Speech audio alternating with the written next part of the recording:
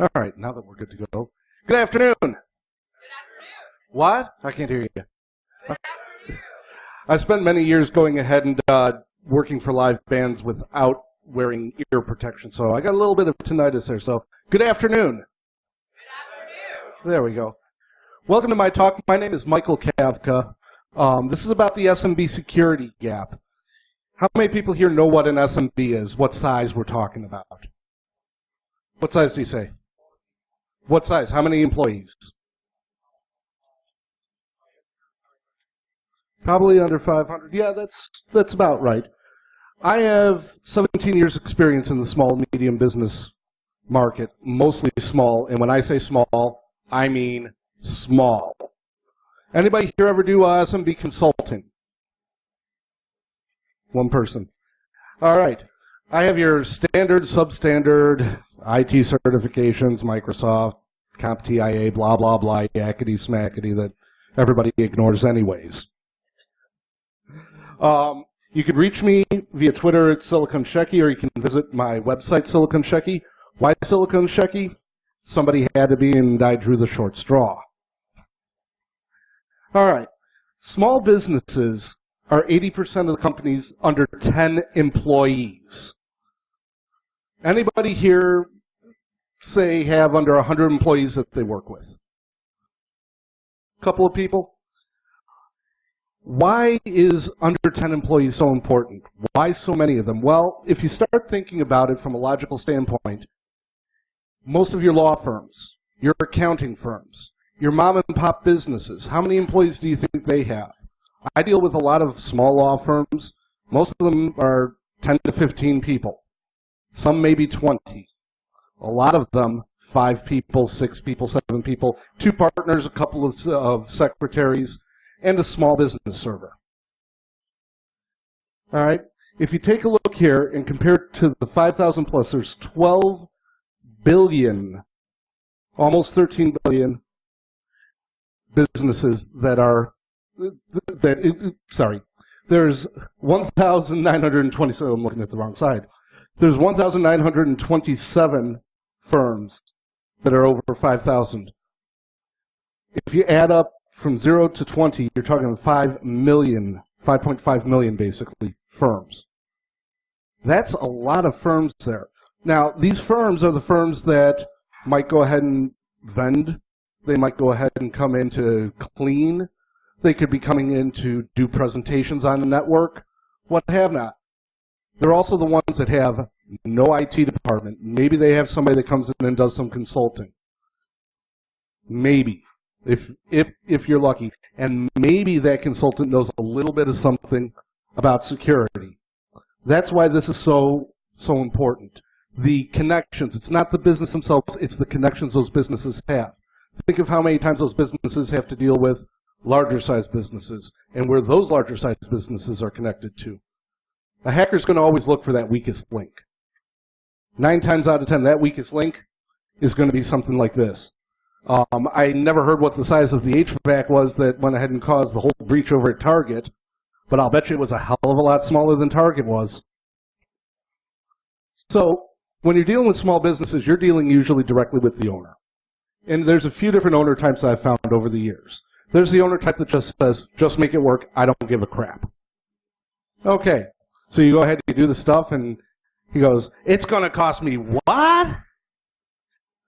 You have your owners that have, well, a friend of mine or a relative of mine works in the IT field doing maybe a little bit of web design or this, or has a little bit of IT knowledge, and they said this. I run into that a lot. Everybody that knows somebody that does a little something, whether they made their own blog, their own website, what have not, I know an IT guy. We all know that that's not really what the person's doing. They do something like that on the side for free. All of a sudden, you're talking about more security holes there. You've got some of the owners out there actually try to keep up and actually know a little bit about technology, and that's dangerous because they'll go in and they'll start changing all the settings on you. They will open up that security hole. They think they know what you don't know. No, that's not true. But the biggest section of it all, with 1 and 2, is the ones that are scared by the media. Now, there was a talk just before lunch in this room about media and Hollywood and how it portrays hackers. So I'm not going to delve into that. That subject's been covered. It's over. It's done with. All right? What you deal with here, though, is with these 80% of businesses, you're dealing with HIPAA, you're dealing with PCI, a lot of it. Your small doctor's offices, all HIPAA. Your insurance companies, if any of them deal with health insurance at all, they fall underneath some form of HIPAA. Your small businesses that you go to down the street here, the grocery store, the local grocery store, this, that, they have a computer in there, they're dealing with PCI. I'm a theater person. The community theater that I deal with, we just went ahead and put in online ticketing through a secondary company. We have to be PCI to that company. We have to, even though we don't store anything on there, we can still go ahead and be the cause of the breach. And if we're the cause of the breach, we're going to wind up closing down because we make nothing. It's community theater. All right? As a consultant in a small business, they're the jack of all trades, master of none. In a typical day, I deal with email, malware on a machine, setting up a network, looking at firewall logs. I run the gamut. And I also deal with IT internally for the company that I work for, which would still be considered an SMB. It's under 200 users, above 100. So between 100 to 200 users at my actual job. And then I'm consulting for these small businesses. When dealing with all of this, we hit that communication gap, though. When you talk to these owners, you go ahead and you say to them, well, you need to go ahead and have a firewall. Well, how much is it? Well, firewall is going to cost you $1,000. Why do I need that? I'm a small business. I have nothing that is needed. Why would I be a target? Well, I don't have anything. Well, you might not have trade secrets, but you're a hiding point to get to other businesses. You're a law firm. Do you have any larger clients? Well, yeah. Do you think those larger clients somebody might want to get into them? Well, maybe. Maybe one of my clients is Walmart. Maybe one of my clients is Hy-Vee. Who knows? They can go ahead and use that as a jump-off point. Maybe they just want to go ahead and use you to go ahead and launch attacks on other people, DDoS. Maybe they want to use your server, and I ran into this just earlier this year, for Bitcoin mining.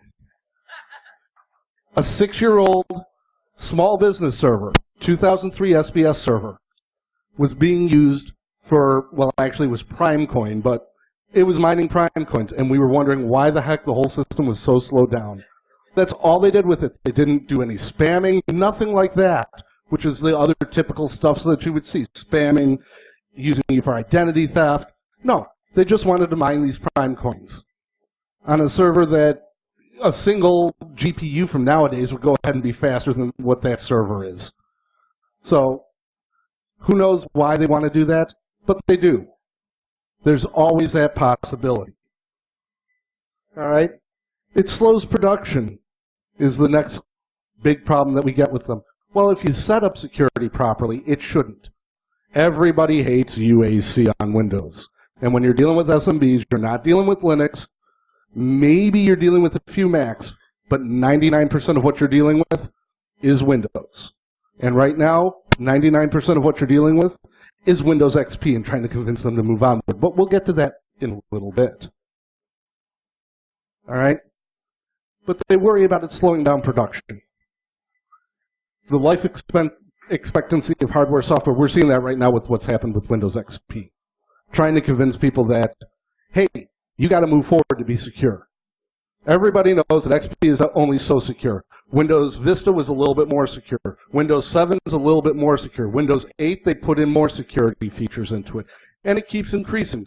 And we keep falling behind the bad guys. But to get to that Windows 7 or that Windows 8, you're going to need newer hardware. Your 1 gig machine here that's running a Pentium 5, a straight Pentium or a Pentium Duo is not going to go ahead and run Windows 7 all that well. You're not going to be able to keep your system secure that way. Finally, and this was something I was actually just reading about this week, was security as an ROI selling point. These are the types of things that you have to go ahead and bring it on to the owner. I mean, think of it. If the owner can go ahead and market himself as being secure and following best security practices out there, don't you think that person's going to go ahead and get more money? Wouldn't you want to buy from somebody that you know is doing their best to go ahead and keep themselves secure? But this is something that we don't look at. We don't think of these things. We don't think of that small business like this. So, and unfortunately, my presentator's section is not working, so I don't know what my next slide is all the time. So what happens? We try and go ahead and tell them what we need to do. Well, we're tech people. All right? Have you ever tried to go ahead and explain to a non-tech person about security in non-tech terms in a way they can understand? I see a smile coming up right over here from this guy. All right? It's tough. It's difficult.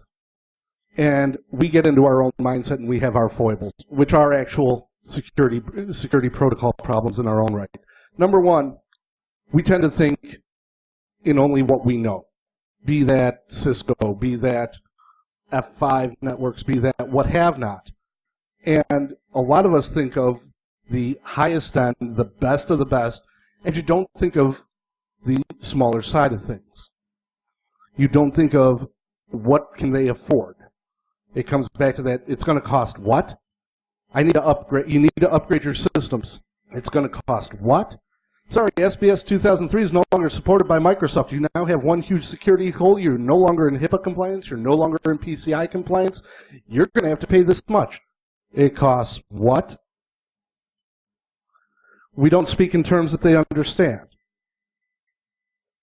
And we allow them to believe false thoughts, which goes back to stuff like Hollywood, NCIS, Skyfall, what you heard just a little while ago.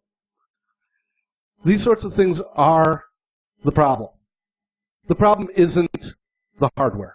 The problem isn't the solution that we know will work. The problem is that we're not thinking what fits the client's budget. What fits the client's motive. All right? You're not going to get a small business of 10 people to purchase a $6,000 firewall, IPS unit, what have not. You're not going to get that. I don't care how hard you try. I've tried. You're not going to get it. So what do you do in that instance? Well, we have to find our ways through it. So we have to find our own solutions. Open source. Best thing about open source is a lot of it you can run on older hardware. That hardware that they've got to go ahead and get rid of, they don't have to get rid of it. You can turn it into a Snort IDS IPS system. You can turn it into a firewall. You can turn it into what you need to. The next thing is the Soho solutions.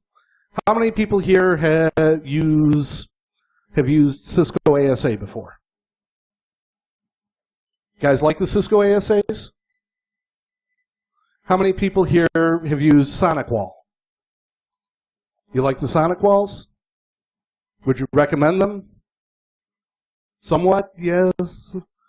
I deal a lot with Sonic Walls. I deal a little bit with Cisco ASAs. I also deal with WatchGuards.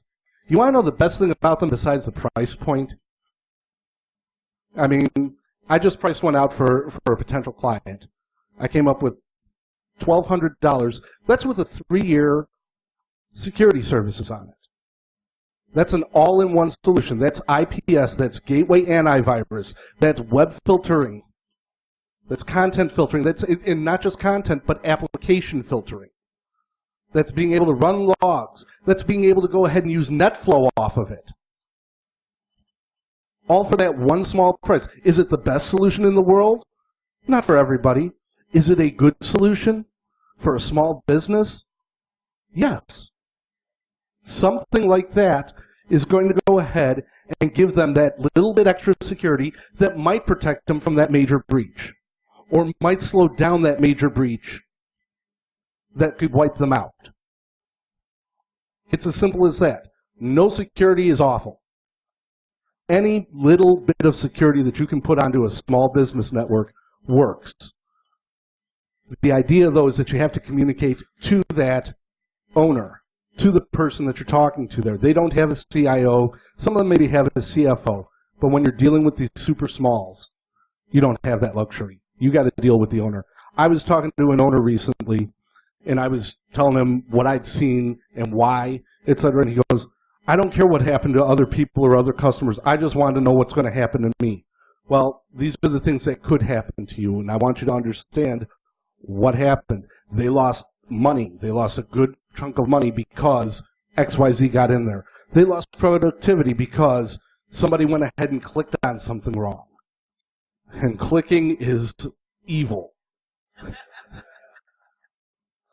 Anybody ever watch a normal user go to websites and click on stuff on the web?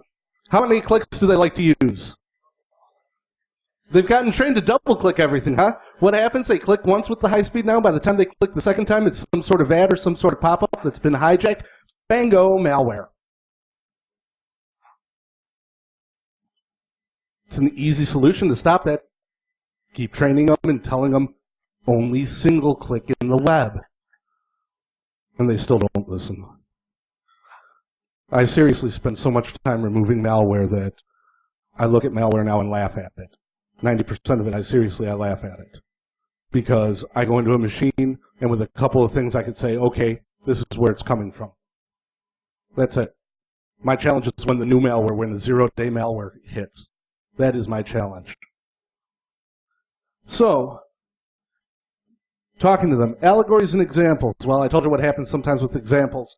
One of my favorite things is comparing the internet as a hose and your data as a different size ball.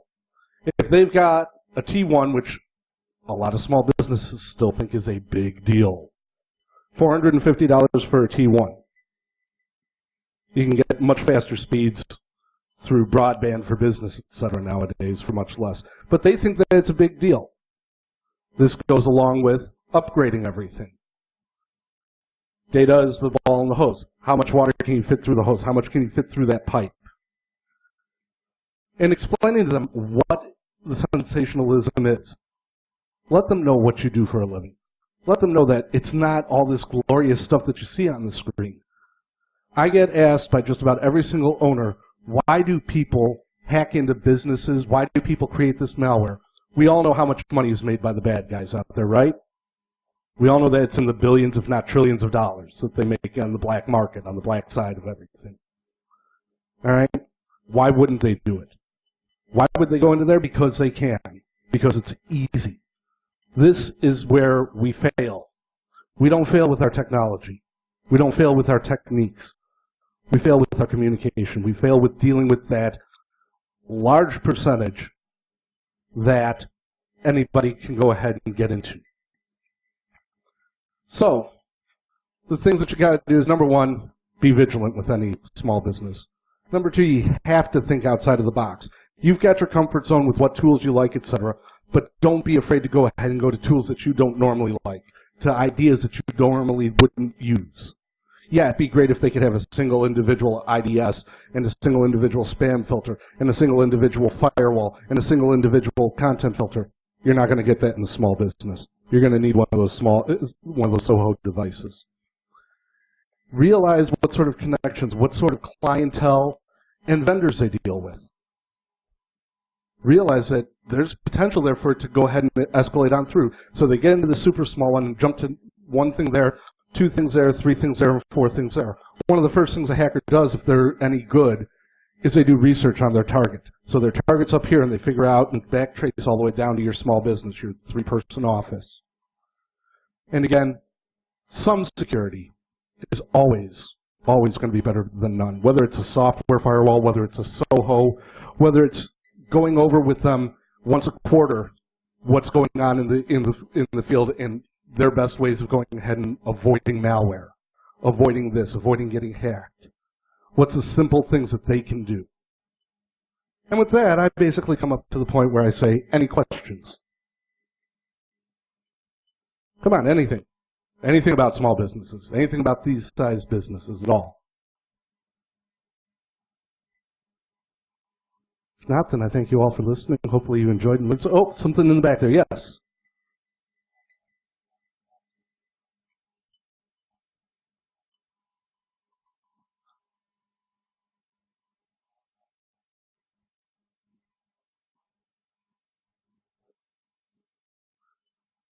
I tell them basically it's part of their IT business. It's part of their business. IT is no longer a wanted thing. It's part of their infrastructure. It's a needed part of their business if they want to be competitive. The prices I charge, I take a look at what everybody else out there charges, and I don't go above that. It's a standard amount. I charge $150 an hour. I'll be straight up with you. That's it. I mean, straight up, $150 an hour. I give them a couple of options. I give them an option for doing a managed service plan where I can come out on site once a month, all covered underneath a straight monthly fee that covers everything. My site visits, all their patches, everything like that. Most of them don't want to go that because it costs too much money. But how do I justify it? That's how. Yes.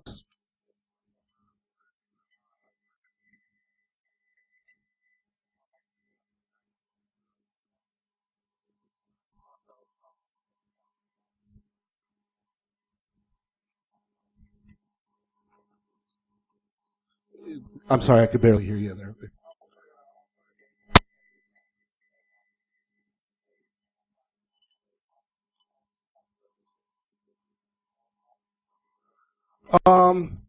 Really, I'll talk with them about possibly using cloud services nowadays. Microsoft has basically killed off small business server. That was the go-to gold for these size businesses. Nowadays, it's basically business essentials, which for my clients is fine. That comes with 25 straight-up licenses, and then we go ahead and move them up to the cloud as far as Exchange. They go to Office 365. That's what I've been doing a lot of as far as that goes. Anybody else? All right. Thank you very much. Enjoy the rest of your day here at BSides. If you want to talk to me, feel free to come on up. I promise I don't bite. Well, not hard anyways. Have a great day.